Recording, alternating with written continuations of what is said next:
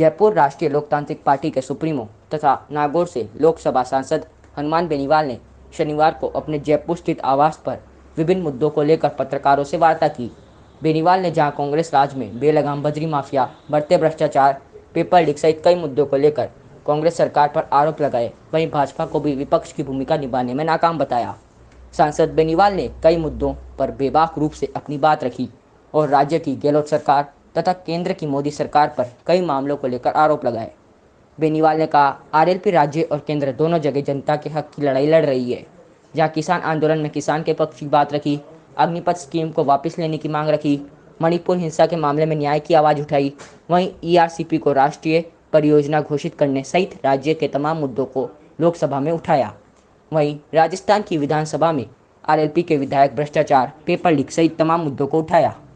सांसद ने कहा कि राजस्थान में किसानों की कर्ज माफ़ी, कृषि हेतु मुफ्त बिजली, टोल मुक्त राजस्थान, सशक्त लोकायुक्त, भय मुक्त व अपराध मुक्त राजस्थान सहित दर्जनों जनहित के मुद्दों को लेकर आरएलपी का गठन हुआ।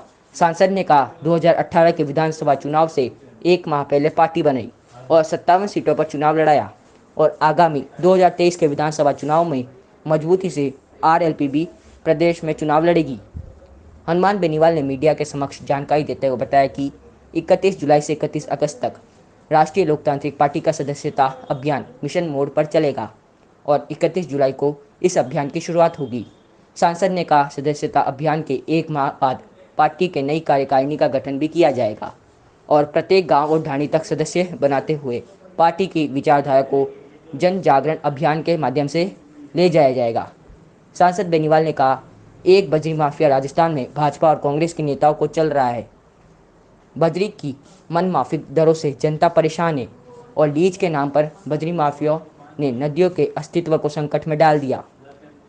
सांसद ने कहा, बजरी के प्रकरण में अवैध रूप से अर्जित संपदा की जांच ईडी से करवाने तथा बजरी माफिया की मनमर्जी के खिलाफ आरएलपी ने राजस्थान में बड़े प्रदर्शन किए।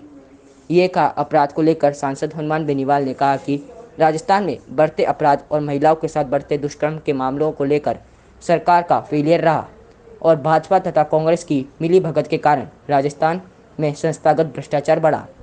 प्रेस वार्ता में भोपालगढ़ विधायक पुखराज गर्ग, खीमसर विधायक नारायण बेनीवाल तथा मेड़ता विधायक इंदिरा देवी पावरी भी मौजूद रही। आज प्रदेश के जो हालात है तो बहुत भयावह स्थिति के अंदर हो गए। 4.5 साल हो गए, 4.5 साल से ज्यादा का समय हो गया। प्रदेश का प्रत्येक वर्ग परेशान है।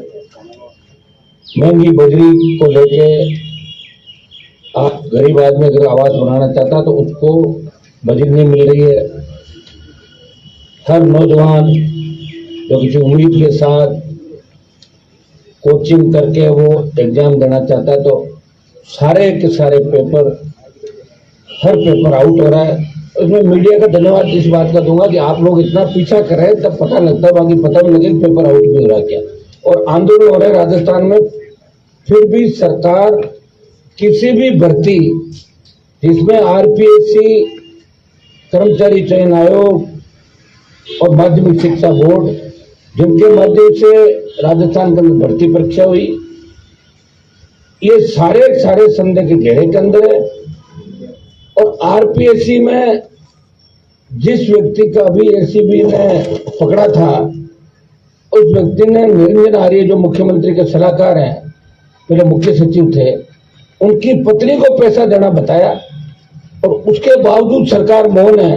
और भारतीय जनता पार्टी सिर्फ इतिश्री करके फोटो खिंचाने में व्यस्त है। उनको पता है कि यहाँ राजस्थान की जनता की आदत है कि एक बार कांग्रेस एक बार भाजपा। 4.5 साल में भारतीय जनता पार्टी ने कोई आंदोलन नहीं किया। जिस तरह जोधपुर यूनिवर्सिटी कैंपस के अंदर बालिका के साथ गैंगरेप की घटना हुई, जिस तरह ओसिया के अंदर एक ही परिवार के लोगों को धंधा जला दिया, इस तरह आम घटनाएं राजस्थान के अंदर हो गई। अब तो जब हम लोकसभा चलते बैठते हैं वहां पे तो लोग कहते हैं कि अपराध तो राजस्थान में हुआ होगा। एक जमाना था कि हम अपराध के अंदर 23 पायदान पे थे। आज अपराध में राजस्थान, उत्तर प्रदेश, बिहार को आगे छोड़ता हुआ नंबर 1 पे आ गया। इसके लिए अगर कोई जिम्मेदार है तो राजस्थान में वसुंधरा गहलोत का गठबंधन जिम्मेदार है, जिन्होंने 1998 से लेकर 2023 25 साल तक राजस्थान के अंदर शासन किया, मिलाजुली का खेल रहा।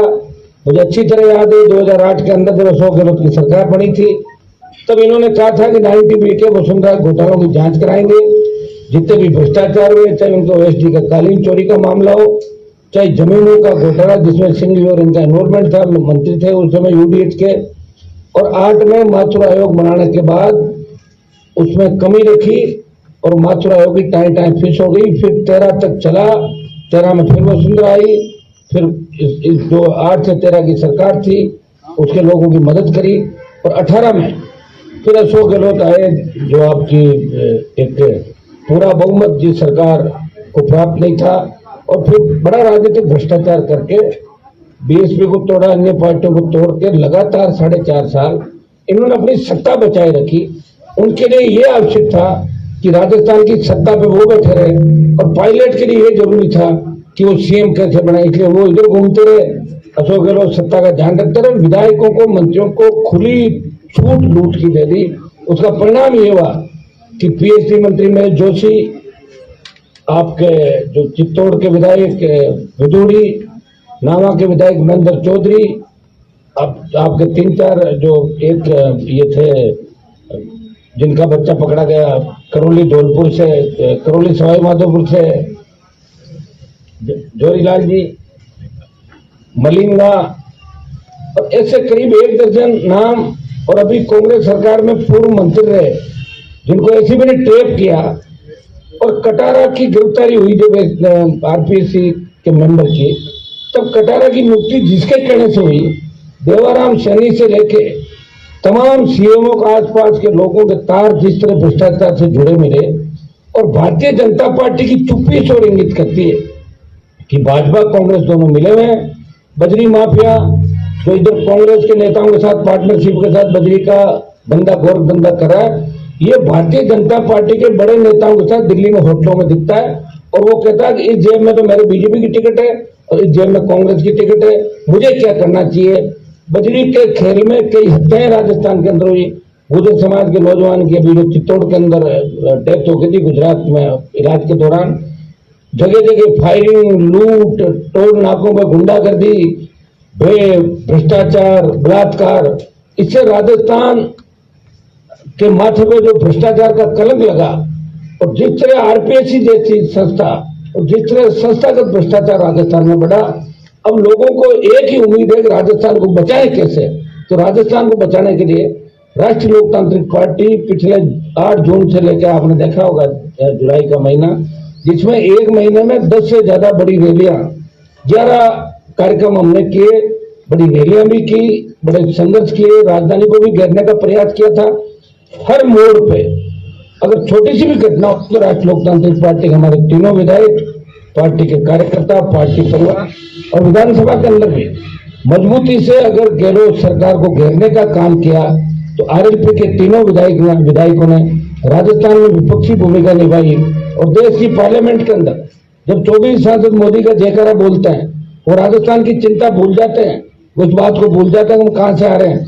तब एक व्यक्ति जो नागौर का सांसद है, चाहे किसान का मामला हो, चाहे अग्निपथ हो, चाहे बढ़ती महंगाई हो, पेट्रोल डीजल की कीमतों का मामला हो, चाहे पहलवान बेटियों पर अन्याय अत्याचार हो, तो भारतीय जनता पार्टी को अगर जवाब देता है, देश की सरकार को घेरता है। अगर मणिपुर की हिंसा पे देश की सरकार को घेरता है, तो नागौर का सांसद है जो दिल्ली में राजस्थान के सम्मान की लड़ाई लड़ा, ईआरसीपी को लाने की बात करता है और राजस्थान को विशेष राज्य का दर्जा देने की बात करता है।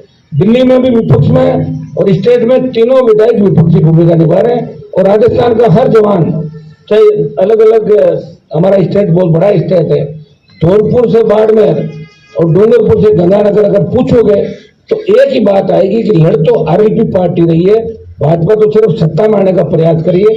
आप देख रहे हैं कि आरएलपी के संघर्ष का ही परिणाम है कि मोदी को बार बार राजस्थान की परिक्रमा करनी पड़ रही है, कि राष्ट्रीय लोकतांत्रिक पार्टी के जवानों का ही जोश है। और मुझे पूरा विश्वास है कि ये जो आने वाला समय, इसे हम मजबूती से लड़ेंगे। 31 तारीख से हम हमारा सत्ता अभियान जो पार्टी का चल रहा है आरएलपी का, इसको मिशन मोड पे 31 जुलाई से 31 अगस्त 1 महीने हम जबरदस्त तरीके से सत्ता अभियान चलाएंगे। और हम चाहेंगे इस एक महीने में 31 तारीख को हम जयपुर के अंदर कार्यक्रम आयोजित करेंगे, जिससे राजस्थान के हर विधानसभा क्षेत्र से, हर जगह से ऐसे नौजवानों को, ऐसे पार्टी की जो मजबूत लोग हैं, उनको बुला के पार्टी कार्यकर्ताओं को, पार्टी के पूर्व पदाधिकारियों को, और उनको हम एक जिम्मेदारी सौंपेंगे, उनको एक लक्ष्य देंगे कि एक महीने में हमें 20 से 25 लाख नौजवानों को राष्ट्रीय लोकतांत्रिक पार्टी का सदस्य गांव-गांव, ढाणी-ढाणी जाके बनाना है। ये 31 तारीख को हमारा कार्यक्रम रहेगा। बाकी हमारे अगले मुद्दे जो ईडी से बजरी के मामले की जांच करवाने को लेके जो भारी भ्रष्टाचार बजरी के खेल के अंदर हो रहा है, इससे कैसे बचा जाए। 50 रुपए की बजरी जो 600 रुपए माफिया ले रहा है, और 16 टन की एवज के अंदर अगर वो 30 टन 32 टन का पैसा ले रहा है, और हमारा 16 टन 15 टन 14 टन का दे रहा है, तो इसकी भी ईडी जांच करेगी। जिस तरह नदी नालों का स्वरूप इस बजरी माफिया ने बिगाड़ दिया, जिस तरह राजस्थान के अंदर लोगों की मानसिकता किस तरह की होगी।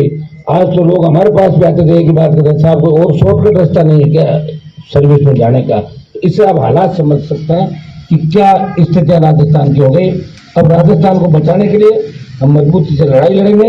राजस्थान के किसान को भी दोनों पार्टियों ने धोखा दिया। बात अगर कांग्रेस की करें तो कर्ज माफी की बात करती, लेकिन अकेली स्टेट कर्ज माफ नहीं कर सकती पूरा। इसके लिए दिल्ली को भी आना पड़ेगा, केंद्र को भी स्टेट के साथ मिलकर राजस्थान के किसान का तमाम कर्जा माफ करना चाहिए। इसको लेकर भी राष्ट्रीय लोकतांत्रिक पार्टी मजबूती से कांग्रेस और भारतीय जनता पार्टी को उनका वादा याद दिलाएगी। जितने भी हमारे मामले हैं जिनको लेके हमारी पार्टी का गठन हुआ, टोल मुक्त राजस्थान, आपका फ्री बिजली, कानून का राज, बेमुक्त भ्रष्टाचार मुक्त राजस्थान, मजबूत लोकायुक्त, कर्ज मुक्त किसान, हर खेत को सिंचाई का पानी, ईआरसीपी और अन्य जो मामले हैं जिनको लेकर हमने राष्ट्रीय लोकतांत्रिक पार्टी का गठन किया था, मुद्दों को लेकर वो हमारे मुद्दे उसी तरह चलेंगे। हम पुनः इस जो अगस्त सितंबर अक्टूबर के अंदर इस राजस्थान में मजबूती से संघर्ष करते हुए आपको नजर आएंगे। पहले भी हमने संघर्ष किया और आगे भी आरएलपी मजबूती से राजस्थान के अंदर लड़ती हुई आपको बेरोजगारों के लिए, भ्रष्टाचारियों के खिलाफ, अपराधियों के खिलाफ और स्वच्छता अभियान के तहत हम इस लड़ाई को और मजबूती से आगे लड़ने के लिए। मैं तीनों विधायकों को और धन्यवाद दूंगा कि मजबूती से राजस्थान विधानसभा के अंदर अपनी छाप छोड़ रहे हैं और पूरी लड़ाई दोनों पार्टियों से हटके एक तीसरे मोर्चे की अगर बात राजस्थान में पैदा करी।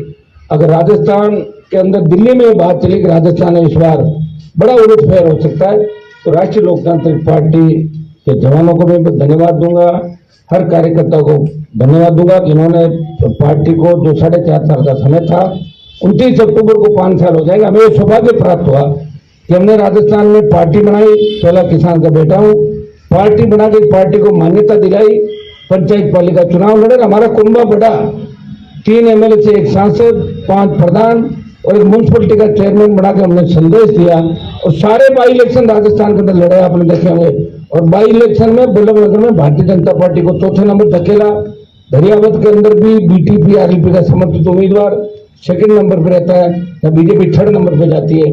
सरदार शहर का लेटेस्ट आपने देखा होगा, जहां सरदार शहर में राष्ट्रीय लोकतांत्रिक पार्टी को 47,000 के लगभग वोट मिलते हैं, 50,000 के लगभग लोगों ने बहुत बड़ा भरोसा आरएलपी के ऊपर किया है। और मैं आश्वस्त करता हूँ कि राजस्थान की जनता को निराश नहीं करेंगे। भ्रष्टाचारियों के खिलाफ हमारी जंग जारी रहेगी। मैं मुख्यमंत्री से भी अपील करूंगा, अब 4.5 पौने 5 साल हो गए, अब अपने इर्द गिर्द जो भी लोग भ्रष्टाचारी हैं उनको आउट करें। अब तो वैसे भी आपकी सरकार नहीं गिरने वाली, क्योंकि 2 महीने बाद आचार संहिता लगेगी। तो मुख्यमंत्री जी, आप 98 से 3 और 8 से 13 थे, इससे बिल्कुल कैसे बदल गए? खुली छूट आपने विधायकों को, मंत्रियों को इस तरह दे दी। और दूसरा जो ग्रुप था, मुख्यमंत्री खुद ही आरोप लगा रहे थे कि पायलट के साथ जो लोग गए थे वो भी पैसा लेके आ गए। आप देखिए इससे बड़ा क्या दुर्भाग्य होगा कि भ्रष्टाचार किसी ने किया राजस्थान के अंदर, भ्रष्टाचार बीजेपी ने भी किया और अगर कांग्रेस ने किया, और कांग्रेस की जब सरकार गिर रही थी तो निश्चित रूप से कोई न कोई भ्रष्टाचार और भी करवा रहा था। तो सारी बातें राजस्थान की जनता के सामने। अब राजस्थान का नौजवान और जो नया मतदाता, जो लाखों की तादाद में देश में सबसे ज्यादा अगर मतदाता जुड़ा है नया 5 साल के अंदर, वो राजस्थान प्रदेश के अंदर जुड़ा है। राजस्थान का नया मतदाता इस बार बड़ा उलटफेर राजस्थान के अंदर करेगा। और ये जो एक भ्रामक प्रचार किया जा रहा है कि राजस्थान में तीसरे मोर्चे को स्थान नहीं, इस बार तीसरे मोर्चे का स्थान भी होगा और कांग्रेस और भारतीय जनता पार्टी को पीछे धकेलते हुए इस बार शोषित पीड़ित तबका मिलके और नए राजस्थान का निर्माण करेगा।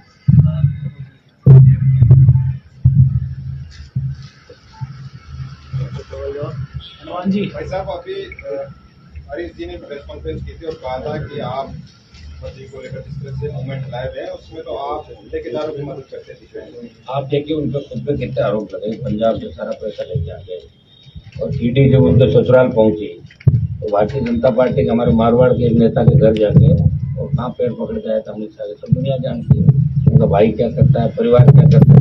ये जांच करा लेना कांग्रेस पार्टी, मना कौन कर रहा है? मेरी जांच भी करा ले, मेरे पास तो कोई सरकार है नहीं, तो सरकार हो तो मैं जांच करा लूंगा 1 मिनट के अंदर। लेकिन आप जानते हैं सारी बातें, बयान देने के अंदर और हकीकत के अंदर बहुत अंतर होता है। ऐसे तो कई लोग ऐसे बैठे रहते, चाहे जो बयान दे देना बाद में लिख के माफी मांग लेते। मैंने बहुत से नेताओं को ऐसे भी देखा, मैंने बहुत से नेताओं को ये भी देखा, सुबह कहते हैं कि गहलोत मेरा नेता है, शाम कहते हैं पायलट मेरा नेता है, और सुबह कहते हैं गहलोत मेरा नेता है, और शाम कहते हैं पायलट मेरा नेता है। ये लड़ाका तो एक ही व्यक्ति जो आपके सामने बैठा है, जिसने कहा कि मैं राजस्थान में बदलाव करूंगा, बदलाव कर रहा हूँ, या गहलोत के खिलाफ लड़ रहा हूँ और वहाँ मोदी के खिलाफ लड़ रहा हूँ।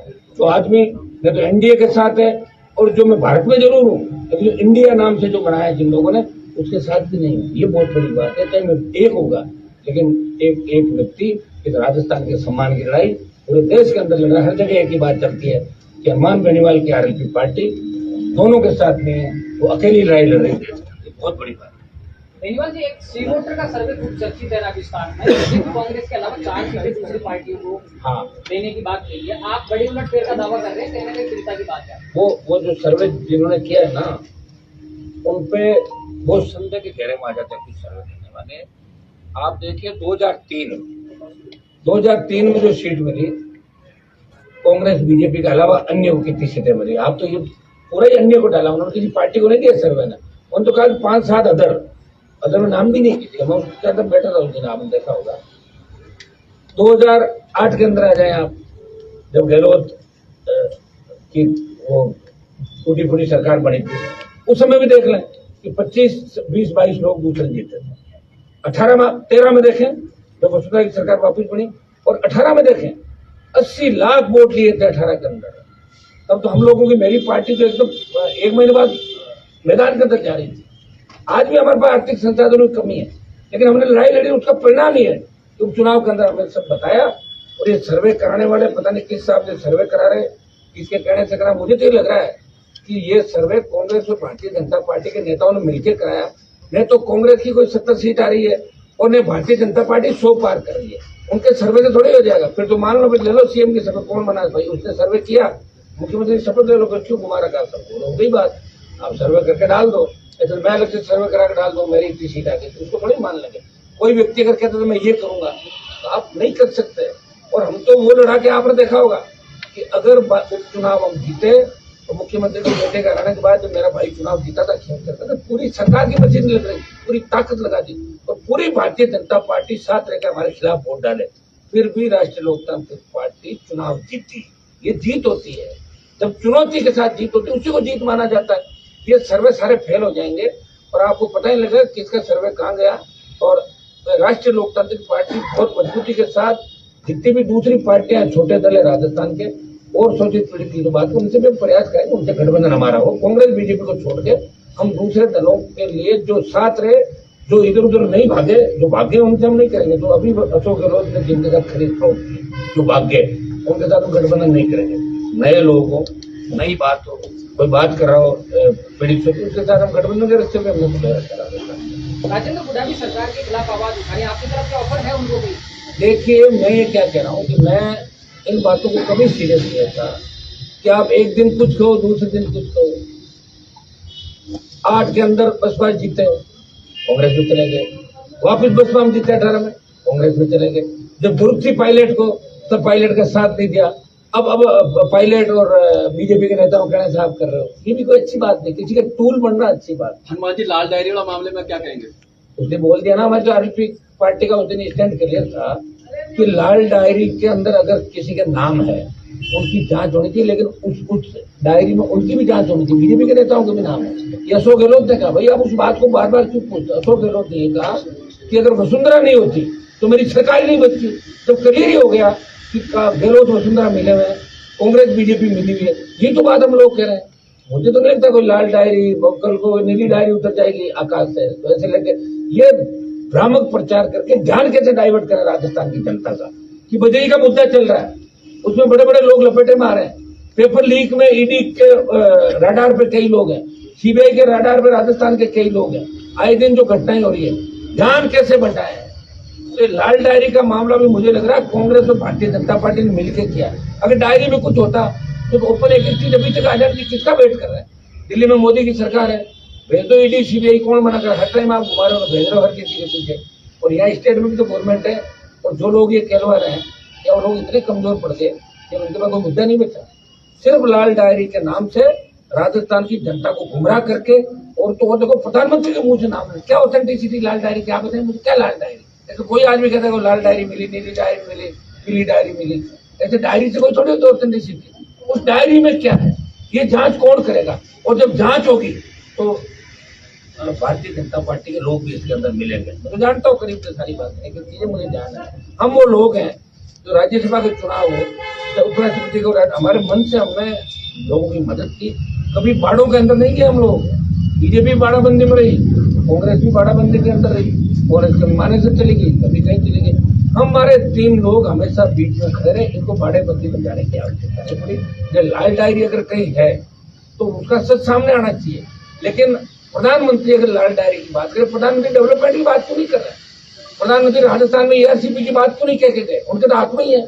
और जब ईआरसीपी राष्ट्रीय परियोजना घोषित करे तो राज्य केंद्र का काम होता है। स्टेट की हिस्सेदारी आप तय कर सकते हो। स्टेट में आपके खिलाफ की सरकार हो तो आप कुछ स्टेट से भी पैसा ले सकते हो, लेकिन केंद्र की योजना तो केंद्र ही तय करेगा भाई, उसमें स्टेट क्या करेगा? इस तरह राजस्थान की जनता को गुमराह कर रहे हैं। ईडी भेजो ना बजरी के मामले, कैसे भेजेंगे? भारतीय जनता पार्टी को जितना चंदा इस बजरी में अभियान किया है, आज भी इनके लोगों को होटलों के अंदर फ्री रखता है, जहाँ भी इसके होटल है, जैसे कांग्रेस के नेताओं को रखा। तो सारा भ्रष्टाचार का जो खेल है ये दोनों पार्टियां मिलकर कर रही है। और इसको लेके ही हम बजरी के मामले को लेके हम 1-2 दिन बाद हमारा जो 21 तारीख का स्वच्छता अभियान का हमें कार्यक्रम कर रहे हैं राजस्थान के अंदर, और 25 लाख सदस्य 1 महीने में हम राजस्थान में गाँव गाँव डाणी जाके 1 महीने अभियान चलेगा, 31 जुलाई से 31 अगस्त। और उस दरमियान हमारे आंदोलन संघर्ष जारी रहेंगे। और नवंबर लास्ट या दिसंबर फर्स्ट वीक के अंदर चुनाव है, उसको लेकर आगे की मजबूती के साथ लड़ाई लड़ेगी। चूंकि हम 31 तारीख के बाद 1 सितंबर को हमारी प्रदेश कार्यकारिणी का वापस गठन करेंगे। वो स्वच्छता अभियान की वजह से हमने उस समय बात कर दी थी। क्या 57 तो पिछली बार लड़ा दी थी, उपचुनाव लड़ाए ना मेवाड़ से लेकर सब जगह आ गए हम तो। वोट बूथ के 30,000, आप तो राजस्थान के बारे में ज्यादातर लोग जानते हैं। वोट बूथ के 30,000, नीम का थाना 25,000, 30,000 सीकर, 12,000 नवलगढ़, 18 का बता रहा हूँ आप, 12,000 नवलगढ़, आप चोमू के अंदर 40, फिर आप बगरू, चाकसू, दूदू 20-20, 12 फुलेरा, नागौर, जोधपुर, बाड़मेर के अंदर हम जीते 2nd नंबर है, बीकानेर। फिर आप आ जाओ मेवाड़ के अंदर कपासन, आप आसीन आ जाए 40,000 प्लस वोट हमने लिए, कपासन में लिए, मसूदा के अंदर लिए, पुष्कर में लिए। चाहे वोट 8, 10, 15, 20,000 जैसे भी लिए, लेकिन आरपी की एंट्री 18 के अंदर हो चुकी थी। और जो बाई इलेक्शन हुए उसके अंदर आप देखिए बल्लभनगर जो मेवाड़ के अंदर आता है, हमारी मजबूती रही। दरियावत के अंदर भी लोगों ने सपोर्ट किया, सुजानगढ़ के अंदर अच्छे वोट हमने लिए, सरदार शहर में 47 के करीब लिए, साड़ा के अंदर वोट लिए, 1 सीट हम जीते हैं, आपके सामने विधायक बैठे।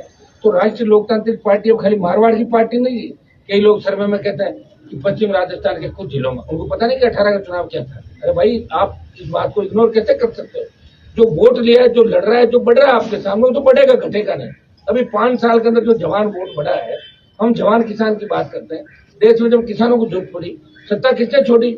और जब देश में जवान को जरूरत पड़ी, सेना को ठेके पे दिया।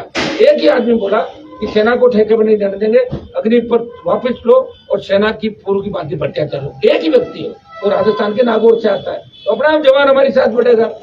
ये जांच करा ना सरकार हमारे पार्टी की, हमारी। आप रोज देख रहे हैं, ये आता है आपके प्रिंट मीडिया और इसमें इलेक्ट्रॉनिक मीडिया के अंदर कि किस पार्टी ने कितना चंदा लिया। नाम आया तो नहीं आरपी का अभी तक। बीजेपी कांग्रेस का आ गया नाम, कितने बीजेपी ने प्राप्त किए, कितने को। आप ये भी तो सोचो कि एक व्यक्ति पार्टी कैसे चला रहा है, वो आदमी किस तरह उसको जनता सपोर्ट करिए, किस तरह नौजवान सपोर्ट करें। 1 महीने में 11 रैली वो करता है। एक रैली में कितना खर्चा आता होगा, अपना आप लोग लाते हैं सारा। आप देखिए एक गाड़ी लेकर रवाना तो रोड पे 200 गाड़ी आ जाती है। बदलाव चाहते हैं, ये सही है कि कुछ इलाकों में हो सकता है। अभी मैं दावा कर दूं कि ट्राइबल में मैं बहुत मजबूत हूँ, वहां मैं मजबूत नहीं हूँ, लेकिन ट्राइबल की जो पार्टी मजबूत उसके साथ खड़ा रहूंगा मैं, वो मेरे साथ रहेगी। लेकिन तमाम राजस्थान के करीब करीब इलाकों का राष्ट्रीय लोकतांत्रिक पार्टी को लोग पहली पसंद के रूप में स्वीकार कर चुके हैं। ये सच है, और ये सच आपको नवंबर आपको 15-20 दिन बाद सड़कों में सच दिखता हुआ नजर आएगा। आरएलपी राजस्थान का राहुल गांधी आए 9 अगस्त को अपने बागवाड़ा, किस तरह देखते हैं आप उसको? अच्छी तरह देखते हैं। अब इनके काम ही रह गए, मोदी जहाँ जाए वहाँ राहुल जहाँ जाए, इनका काम एक मोदी जी का काम यह रह गया राहुल के बारे में मजाक उड़ाना, और उनका काम ये रह गया वो करना। आप देखिए राजस्थान में जो कितने चुनाव लड़ रहे हैं?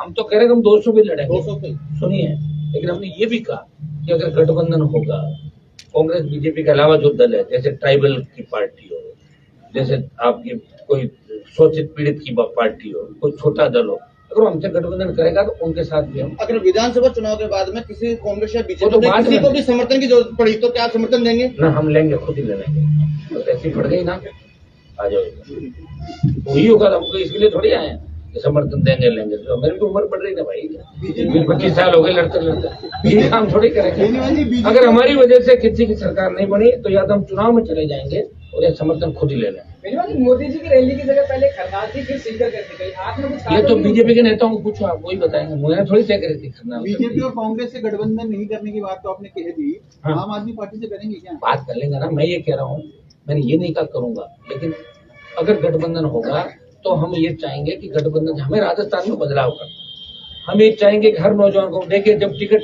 मांगने के लिए एक कॉन्स्टिट्यूंसी 50,000 बच्चे घूम रहे हैं, कांग्रेस बीजेपी में लंबी लाइन लगा घूम रहे हैं, हम तो चाहते हैं कि नौजवान हमारे साथ जुड़े, उनको टिकट भी देंगे और वोट भी दिलाएंगे हर जगह। 10, 15, 20 हजार वोट हर कॉन्स्टिट्यूंसी में हमारा हो गया। ये आपने देखा होगा, ज्यादा टिकट वितरण युवाओं को देंगे। हाँ, आप खुद विधानसभा का चुनाव लड़ रहे हैं? मैं विधानसभा का चुनाव लड़ूंगा, लेकिन जगह कौन सी होगी इसके लिए अभी तय कर लेंगे। अभी अगली जो प्रेस कॉन्फ्रेंस है उसमें आपको जगह बताएंगे। और जो राजस्थान में ज्यादा फड़फड़ाहट कर रहे हैं ना कांग्रेस बीजेपी का, इनको सबको घर बिठा दूंगा। इसको कांग्रेस वाले बोले सितंबर से टिकट देना शुरू कर देंगे। मैं ये कह रहा हूँ, जो ज्यादा उछल कूद कर रहे हैं उन तमाम कांग्रेस के नेताओं को, वैसे कांग्रेस बीजेपी के अंदर 1.5 दर्जन से ज्यादा मंत्री और बड़े जो नेता पिछली बार मेरी मेहरबानी से राजस्थान की विधानसभा के अंदर पहुंचे थे। ये बात मैं इसलिए कह रहा हूँ आपको कि हमारे पास तैयारी नहीं थी, कहीं हम 15,000 वोट लेते, कहीं 20,000 लेते, फिर आप लोग ही कहते कि तो वोट काटू मशीन होगी, बोलते हो ना आप लोग, तो हमने कहा छोड़ो यार, हमें क्या करना, हम तो जीत ले रहे हैं। हो गई मदद, किसी की मदद हो गई, किसी की हो गई। अब जो मदद के बाद ज्यादा उछल कूद कर रहा है उनका ऑपरेशन कर देंगे, ऐसा ऑपरेशन कर देंगे कि बिना एक टैबलेट चल रही है वो 7-7, 8-8 टैबलेट खाएंगे, टाइम कर देंगे। ऐसे कितने नेता है? 5, 7, 10, 15 कर देंगे। पहले भी हमने किया, पहले भी बहुत से लोगों को जो उछल कूद करते थे उनको ठीक किया। अब सारे तो एक साथ नहीं होते भाई, तो राजस्थान की जनता जागरूक होकर वोट करे जब, अब लोग क्या करते हैं, भूल जाते हैं। कोई भ्रष्टाचारी 5 साल बाहर रह जाता है, फिर एकदम चाहते लोग उसे भ्रष्टाचार भूल के नया काम चालू कर देते हैं। लेकिन हम याद रखते हैं कि जो किसान विरोधी है, जो भ्रष्टाचारी अपराधी है, उनके साथ हम किसी तरह का मेल जोल और गठबंधन नहीं करते। ये आप सारी चीजें अच्छी तरीके से जानते हैं। छोटी मोटी पार्टी से अभी हुआ बातचीत बातचीत चली रही, रोज ही होती है मेरे बात हो ही रही ना, बात हो ही रही है, लड़ते हुए हम आपको दिख रहे हैं। ये हमारे जो आंकड़े हैं बाई इलेक्शन के हिसाब अंदाज लगा सकते हो कि तीसरा मोर्चा कौन है राजस्थान में। इस राजस्थान की विधानसभा के अंदर तीसरा स्कोर किसका है, कांग्रेस, भाजपा, आरएलपी, उसके बाद बाकी नहीं चाहिए। मतलब तीसरे नंबर पर मानते हो आपने आपको? अभी तीसरा मोर्चा कह रहे हैं ना, हम तो नंबर 1 करेंगे। ये चुनाव 18 का था, अब 23 के चुनाव के अंदर अपन चलेंगे।